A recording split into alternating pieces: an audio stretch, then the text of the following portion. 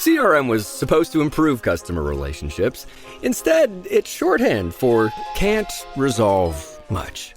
Which means you may have sunk a fortune into software that just bounces customer issues around but never actually solves them. On the ServiceNow AI platform, CRM stands for something better. With AI built into one platform, customers aren't mired in endless loops of automated indifference. They get what they need, when they need it. Bad CRM was then. This is ServiceNow.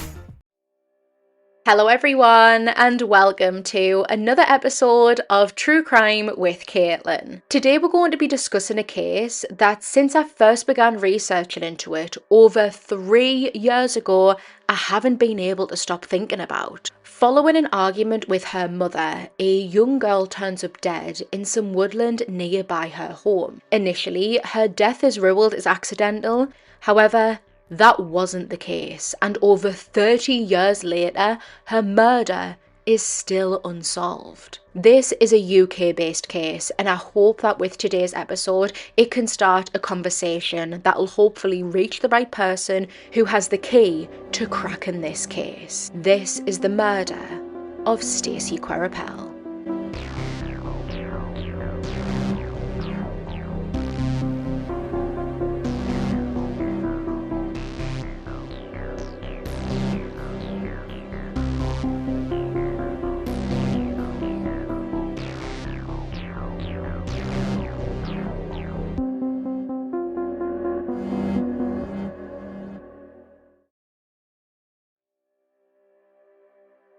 On the 24th of January 1993, shortly after 7 p.m, police received a report that a young girl was missing.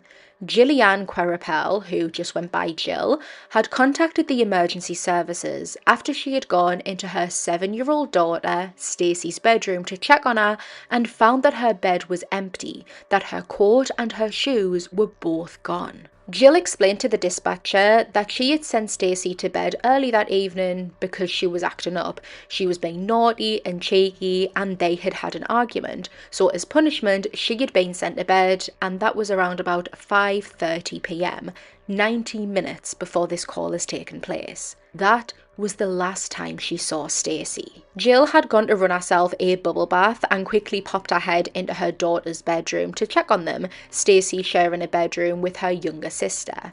This is when she realised that Stacy was gone. Initially, Jill wasn't as worried as you might think. Stacy had a history of running away. She'd run away twice before, and she had actually been threatening to do it again in the past few days, so it wasn't a huge shock to Jill that she had indeed run away. She actually thought that Stacy was only doing this for attention. Quickly, a search party of police officers with dogs, family, friends and volunteers all assembled to try and help find Stacy. Bear in mind, this is now after 7 p.m. in January in the UK, so it will be pitch black and freezing cold. It wouldn't take long for an officer to find something. Shortly after 9 p.m, a policeman with a dog walking down a path in the area of South Hill Park, which is situated in Bracknell, Berkshire, spots a very petite girl who he believes is Stacy.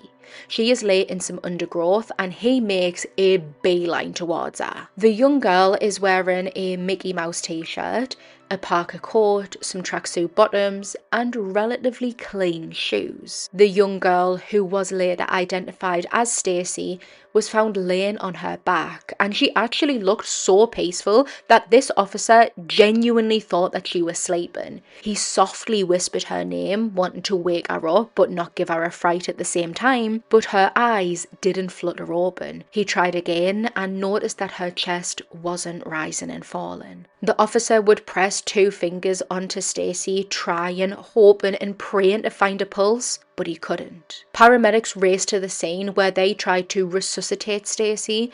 However, their attempts were sadly futile, and 7-year-old Stacy Queripel was officially pronounced dead at Heathwood Hospital. A post-mortem examination concluded that Stacy's death was the result of a terrible accident. They determined that she had died from asphyxia. Their theory was that after Stacy was sent to bed, she snuck out of her home on Ladybank Estate, where she lived in a block of flats, those being around about a 5 to 10 minute walk away from South Hill Park, where she was found. South Hill Park was somewhere where all of the kids on this estate would often play.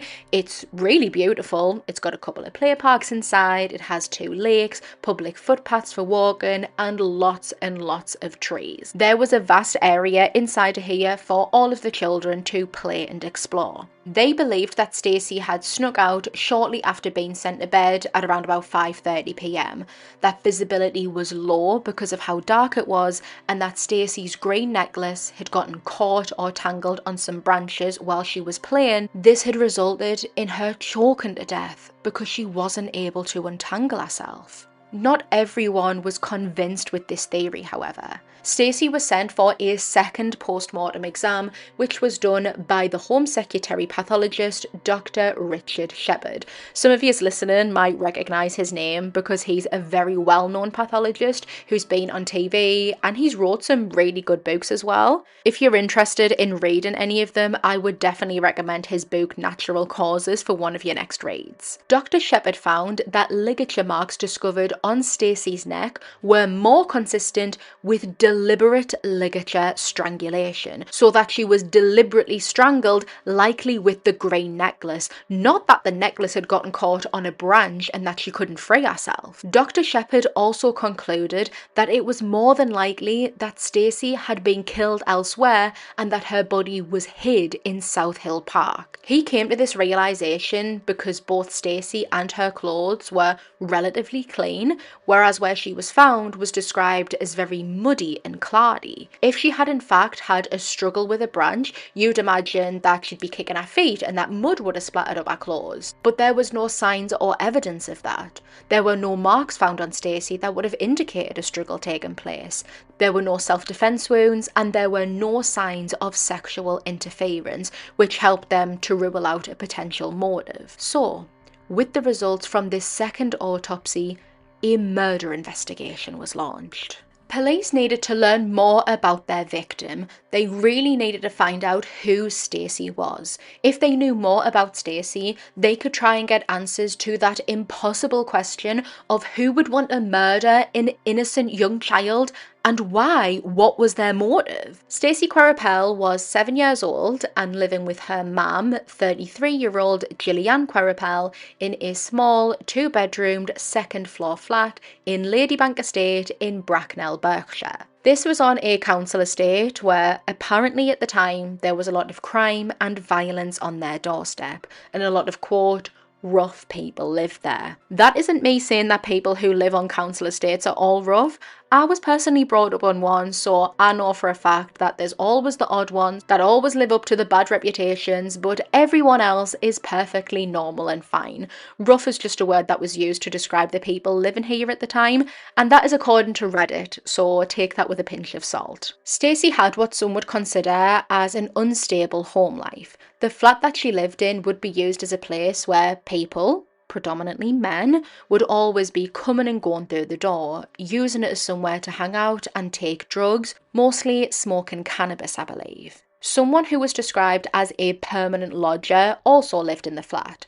Older reports stated that this was Jill's new boyfriend, a man named Steve Hartigan, who was 25. Stacy had, I believe, 2 younger sisters. All of the girls had different dads, but there's only really one sister that's very, very briefly mentioned throughout the case. Her name is in older archived reports, but now as an adult, she wants to remain anonymous, and so when referring to her, I'm going to call her Grace. Stacy attended nearby Birch Hill Primary School, where she was described as very bright. She had lots of friends, she was energetic, she was a happy little girl who had a beautiful smile and was always laughing or had a cheesy grin on her face. In general, she was just a lovely little normal girl. Sadly, Stacy didn't have a great relationship with her mother.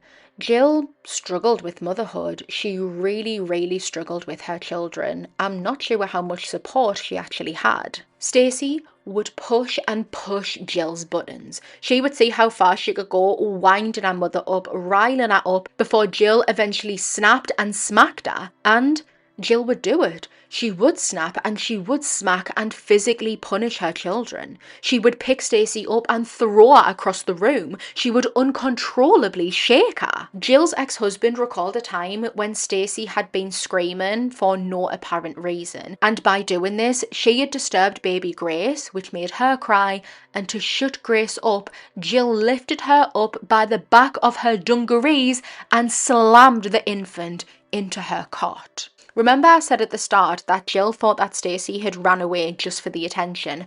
I think that maybe this is why Stacy was a handful for her mum. She craved the attention and the love from her. Over the years, Jill had a couple of boyfriends, she had other children, her flat was often full of friends who were there partying, drinking, smoking, what have you. So maybe Stacy wasn't getting the attention that she craved from her mum, and she thought in her 7-year-old mind that by being naughty, she would get that attention, even if it was negative.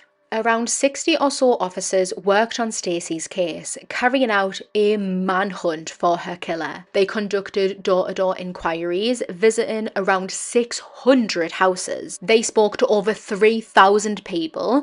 They tried tracking down people who were in and around South Hill Park at the time to see if they knew anything, if they saw anything, if they had heard anything, but it wouldn't be until around about 3 weeks after Stacy's murder that police made their first arrest in the case, arresting her own mother, Gillian Queripel, on suspicion of murder.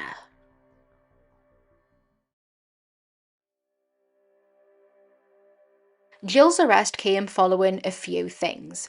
On the night of Stacy's murder, so that is the 24th of January, Jill had some unnamed friends over, and Steve Hartigan, I believe, was there too. She told them that she had sent Stacy to bed after their argument, and that 2.5-year-old Grace was also in bed, so now that the children were sleeping, she was going to go and run a bath. The unnamed friends, however, told police that around about half an hour later, so this would have been about 6 o'clock, they were roused by Jill. I don't know if they were sleeping or if they were passed out drunk or high or whatever in order for them to be roused by her. Regardless of whatever they meant by that, this is about half an hour after Jill had said that she had put the children to bed. She's rousing them awake, telling them that Stacy is missing. She is not in her bed. She had gone to check on Stacy and Grace before getting into the bath and saw that Stacy's bed was empty apart from her teddy bear. Quick reminder, Jill doesn't call the police until after 7 p.m, so this is an hour later. The unnamed friends all noticed the same thing about Jill, something that was different to when they had last saw her half an hour before. She had said that she hadn't been in the bath yet, she was on running it, yet she was wearing different clothes and her shoes were all muddy. Remember where Stacy was found? That was described as muddy and clarty, and Dr. Shepherd believed that Stacy had been murdered elsewhere because she wasn't muddy and then her body was left in South Hill Park in a muddy area. So putting these two pieces of evidence together, Stacy does not have enough mud on her for Dr. Shepherd to believe that she died where she was found, and Jill has muddy shoes. Jill's shoes were examined and soil samples that were taken from the mud match the area where Stacy was found. Bear in mind though that they do live really close to the park, so it's not necessarily outlandish to think that Jill had recently walked there, and so the soil could have been from then. Jill was staying with family when she was arrested, and by all accounts, I believe she appeared to be really grieving the loss of her daughter. She was acting how any other mother would. Her behaviour wasn't raising any suspicions. She was picked up to be arrested in an unmarked police car. This is because the media were going absolutely crazy over the case. Jill was taken to Bracknell police station where she would be questioned for 87 hours across several days. Officers had to request more time to question Jill twice, and that is why she was held and questioned for so long. And 87 hours is a huge amount of time to go through the intense grilling that Jill would have went through. Throughout this, she completely denied any involvement in her daughter's murder whatsoever. She relayed the story onto the detectives. She sent Stacy to bed as a punishment for being cheeky. Before going in the bath, she popped her head in the girls' room to find that Stacy was missing. She roused the others in the flat, alerting them that her daughter was gone. She had tried searching for Stacy herself, but to no avail, before eventually calling the police an hour later. Jill did not shift from this story. She was very consistent when relaying it, even the littlest of details, which, if she was lying, you would expect for her to slip up somewhere. She would eventually be released without charge because there simply wasn't enough evidence to charge her. She would be arrested for a second time, and I think that the police really zoned in on Jill and got tunnel vision towards her. They were suspicious of her, but again, she was released without charge because there wasn't enough evidence. Following her release, Jill published a public statement through Steve Hartigan where he said, quote, "Jill is still very distressed but wants to make it clear the police were excellent in the way they handled everything during her arrest. She does not blame the police for their actions and is not bitter, but is very concerned that Stacy's killer is caught. We did find it unusual that Jill was arrested for general questioning. Jill's close friends are being very supportive, considering she is coping very well, but she is very dazed. She does not care about the rumours, what people are saying about her, or what they think. She just wants the killer caught. She does not intend to appear publicly to make any further appeal unless the police think that it will help their inquiry." A formal inquest into Stacy's murder began, where the Crown Prosecution Services were presented with all of the evidence detectives had come up with, and these would either allow or disprove Gillian being arrested, charged, and a trial going ahead. During this, Jill's ex-husband, a man named Barry Queripel, spoke about Jill and her violent tendencies and abuse that she inflicted upon her children. He told the CPS, the Crown Prosecution Services, quote, "Jill told me that she got hold of Stacy by the neck and held her until she turned blue, until she realised what she was doing." This was a separate occasion from Stacy's murder, and it breaks my heart to think how many other times Stacy may have been a victim to that. Barry went on to say how Jill had openly told him how she would give Stacy a, quote, "good shaking," and how she had even attacked him at one point.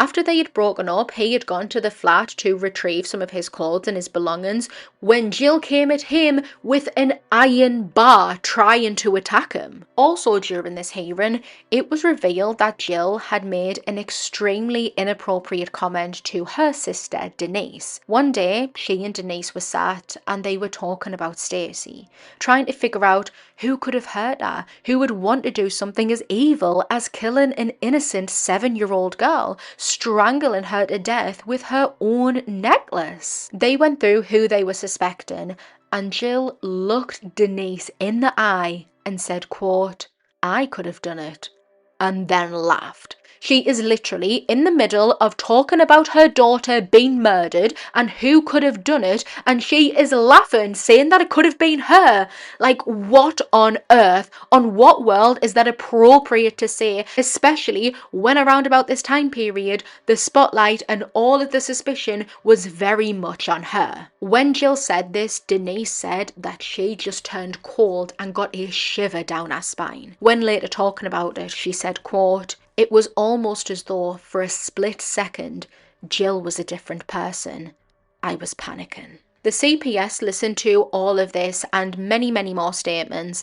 They reviewed the evidence that detectives had against Jill, and they decided to not go ahead with prosecuting her. They believed that there just was enough evidence to secure a conviction, and of course, because of the double jeopardy law, they only had one shot at it. The CPS released a statement reasoning their decision, saying, quote, "The reason is straightforward.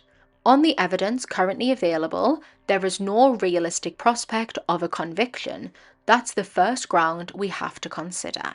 And when I tell you the police weren't happy, they were absolutely furious. They wholeheartedly believed that they had their killer and that the Crown were preventing them from getting justice for Stacy. The detectives and the police working on this case weren't allowed to comment on the decision. However, a close source said, quote, "The CPS has decided to act as its own judge and jury. Everyone involved in hunting Stacy's killer is bitterly disappointed." Stacy's dad, Steve Norton, not Steve Hartigan, who I've already spoke about, Steve Norton, has said that in his mind, he knows who's killed his daughter, but he doesn't have the power or the funds to privately prosecute. The reason I've not brought Steve Norton up yet is because there's really not much said about him until after Stacy's murder. I don't know how much or how little he was involved in her life. I'm assuming that based off of their actions and their behaviours that Jill and Steve Norton did not get along. I don't know if they had bad blood for a long time, they had a bad history, or if this only happened after he started insinuating that he believed that Jill was the murderer of their daughter. On the 2nd of July 1993, 7-year-old Stacey Queripel's funeral was held at East Hampstead Crematorium, where she was buried. During the 25-minute service, hymns that were recorded from her fellow pupils at school were played. A poem that was written by Jill was read out by the Reverend, and it read in part, quote, "Do not close your heart to how you feel. Dream and don't be afraid that your dreams aren't real. Close your eyes. Pretend it's just the two of us again. I wish I could find words to say how much I miss you now you're gone." Throughout the 25-minute service, Jill was expectedly hysterical. She broke down through almost all of it. She was constantly being consoled by her friends, and she really was, as expected, absolutely devastated. At the end of the service, when it was time to lay Stacy to rest, Steve Norton was cruelly forced by Jill to stand away from the graveside as Stacy was being lowered into the ground. He wasn't even allowed to approach Stacy's grave until Jill and all of her friends and family had left. Jill and Steve Hartigan were moved out of the flat on Ladybank Estate and placed in Harmon's Water because Jill was receiving so much backlash, hate, death threats, everything that you could think of, and there were serious concerns for her safety. Which, if she was completely innocent, I can imagine that this would have been horrific for her. Imagine being accused of murdering your child, intensely interrogated for 87 hours, arrested twice, outed in the news, and then getting death threats. Even half of that would have been enough to traumatise anyone. The new property wasn't very far away from where they had previously lived, and so unsurprisingly, someone discovered their new house and took justice into their own hands. TaxAct's filing software and live tax experts can help small businesses easily knock out their taxes. Actually, our experts can help you find deductions and credits for any sized business. Itty-bitty businesses, medium-sized, really big, mid-sized, small businesses, companies with 0 employees, and mom-and-pop conglomerates. Yep, our tax experts can help all of them. TaxAct. Let's get them over with. In the early hours of the 25th of August, 7 months after Stacy's murder, Steve was awoken to find that their safe house was engulfed in roaring hot orange flames. Someone had poured petrol through their letterbox and set the house on fire trying to kill Jill, and I don't think that they ever found the person who was responsible for this. There were other incidences where Jill was targeted, but not as serious as a literal attempted murder. She would often get her tyres slashed and her windows put out. For a long time, Gillian Queripel was living in a nightmare. She was in constant fear. With no new leads or evidence coming in, Stacy's case gradually began to go cold, and I don't believe that the police made any other arrests or even had any other suspects. They believed that they knew exactly who had killed Stacy, and the CPS was preventing them from moving forward with that. And this is where Stacy's case still sits.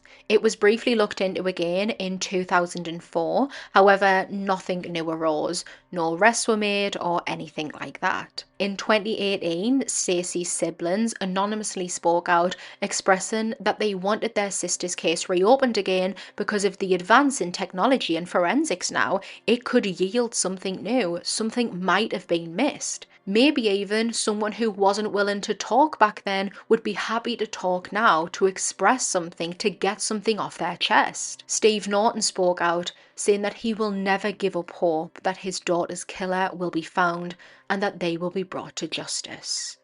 Before we finish this episode, I'm going to do something that I don't usually do and take you through some theories that I came across while doing my research, what people think may have happened to Stacey. I would say that easily 75-80% of these theories all believe that Jill is responsible, that she murdered her daughter and got away with it. Again, the following are only theories. One of the few people who wasn't convinced of Jill's guilt is the pathologist who conducted Stacey's first post-mortem, who determined that her death was accidental. He does not believe that Jill is responsible, or at least that she had purposefully tried to kill her daughter. He said, quote, "What parent at some time has not been driven to distraction with children playing up? There can't be a mother in the country who at some stage has not screamed at their children. As a single parent, life can't be easy." Mrs. Queripel is quite adamant in her memory of what happened, and that to say she deliberately went out and killed her daughter is beyond belief. The main theory that I came across was that following their argument on the 24th of January, Jill was so overcome with anger that she was blinded by it, that she really snapped and started choking Stacey with her necklace. We know from Barry that Jill had done this before, but stopped before Stacey was seriously harmed, stopped when she started to turn blue. However, maybe on this day, Jill didn't stop or couldn't stop. Did she lie to her friends when they came to the flat, saying that Stacey was in bed sleeping, when in fact she was already dead? Then it's believed that Jill used the rouse of running a bath and waited until her friends were asleep or passed out or whatever they were to move Stacey's body out of the flat and take her to South Hill Park. If this is true, I do lean towards that Stacey was murdered before the friends arrived. Again, the flat was described as small, so you would have thought that they would have heard some sort of struggle or commotion, something going on from Stacey literally being strangled to death. I highly doubt that if she was awake and conscious, she would have just been stood allowing it. Then that begs the question, did she do it while Stacey was sleeping? Or maybe was Stacey lying on her bed and Jill was on top of her? But again, for me, Stacey being awake while the attack is happening just doesn't make sense because there were no defensive wounds found on her. Going off the back of that theory, some people believe that maybe one of the friends could have potentially murdered Stacey for whatever reason, either purposefully or accidentally. Again, the flat was somewhere where people would come to use drugs, so could Stacey have been in the way of something, or was someone too off their face and out of it and got paranoid and then killed her? In this theory, Jill's only involvement is that she helped to dispose of her daughter's body, which would explain her having the muddy shoes. Both of these theories lined up with Dr. Shepherd stating that she was murdered elsewhere and then taken to South Hill Park. Something I haven't mentioned yet, which I just keep coming back to, which I personally really get hung up on, even though I know I shouldn't because I only saw it reported like once or twice, was that someone reported that they saw Stacey that night. If someone had seen her out and about in South Hill Park or wherever they claim to see her, then her being murdered at home is off the table. And then you believe that she did in fact sneak out. But then I come back to this because if Stacey did indeed run away, she would have had to have gone through the front door. I don't find it likely that she would have jumped out of a bedroom window of a second floor flat. So if she had gone through the door,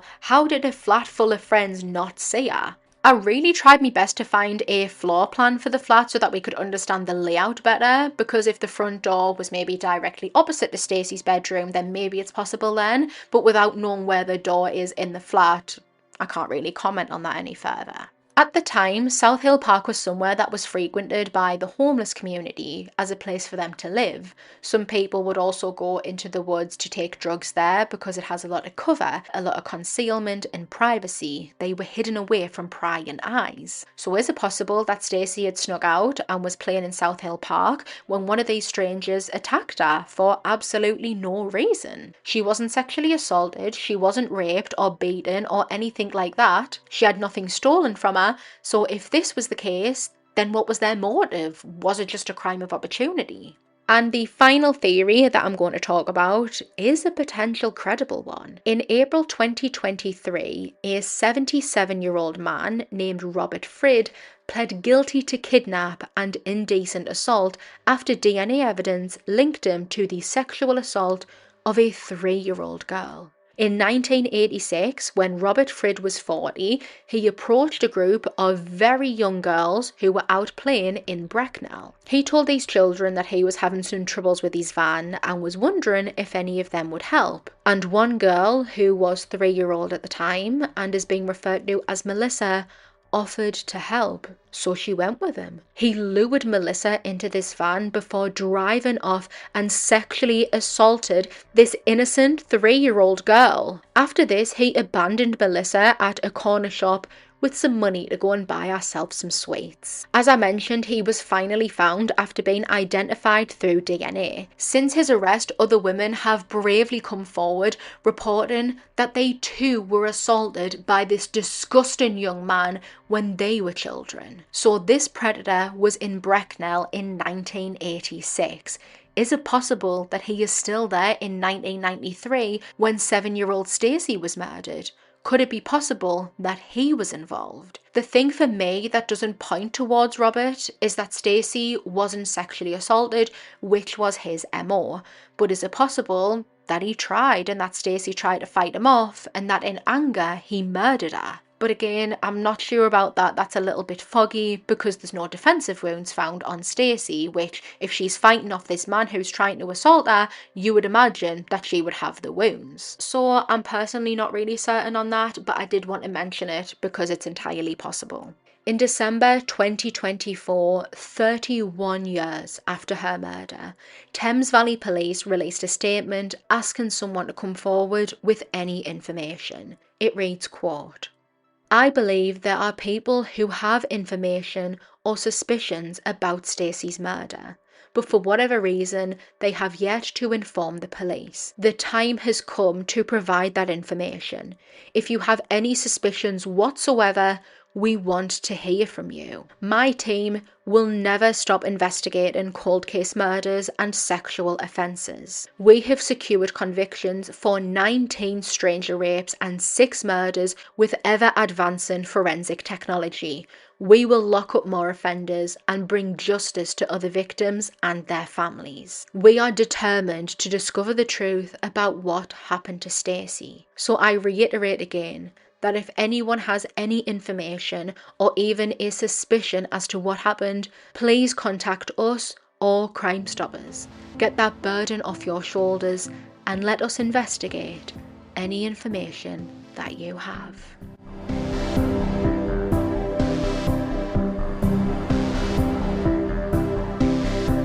Thank you for joining me for today's episode. Don't forget to follow the podcast so that you never miss a new upload. You can find photos and updates over on the Instagram at TrueCrimeCaitlyn. I appreciate you for being here and I'll catch you all on the next one.